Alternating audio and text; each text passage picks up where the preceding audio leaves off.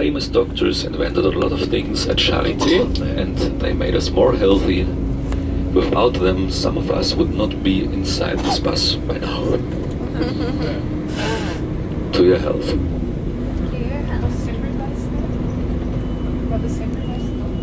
It's the salami show. Ferdinand Sauerbruch, Rudolf Virchow, Robert Koch and others worked there. Right inside the other part of the central station, and in front of us to the right you see a big bright building. This is our Chancellery, the White House of Germany, because the Chancellor, our Prime Minister, is the mightiest person in the state. Our President is not that important. But he's the head of state officially. There's no law not signed by the President, which he has decided to make it valid. To the right you see in the far distance the Sony Center with this glass skyscraper of 103 meters and the headquarters of the German railway system. You see this white roof right inside the Sony Center. It looks a little bit like the Fujiyama mountain, if you remember 3 weeks ago, your Japan trip. And to the right you see the glass dome of our parliament, the Reichstag building. And here the wall was situated. Left and right hand side you see a double strip, of a double row of cobblestones. To the right hand side, maybe you can see that now.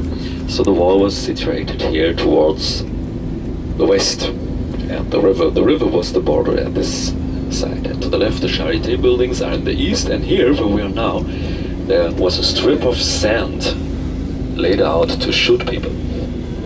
If you wanted to go from East Berlin, which was poorer and not as free as the west, and people tried to go to the west, swimming throughout the river. The border troops of the GDR shot people because they don't wanted the people to leave the country. They needed the people. 2 million people left the GDR, East German state, before the wall was erected. With a population of 17 million, 2 million, that's a lot, isn't it? So the parliamentary buildings are overgrowing the border as a symbol with 2 bridges to the left hand side. The new parliamentary buildings overgrowing the river and the border as a symbol to reunify Germany by 2 bridges. To the right you see the central station, right hand side, and the blue building to the left, that's an Austrian architect. Look at the roofs to the left, look at the roofs, that's a kindergarten, look at the roofs. That's Mr. Gustav Peichel of Vienna, the city of Sigmund Freud. He is allowed to construct such roofs. I hope that all Viennese people are happy with this. And to the left you see this building with this glass towers. That's for our parliamentary committees. So it's the only capital in the world where the people of Germany or the people of a nation can stand outside and have a look how the parliamentary committees have their negotiations. It's very open, it's very clear, as well as you can see the office of our Chancellor from outside. Most people are very happy with this new design of our old capital.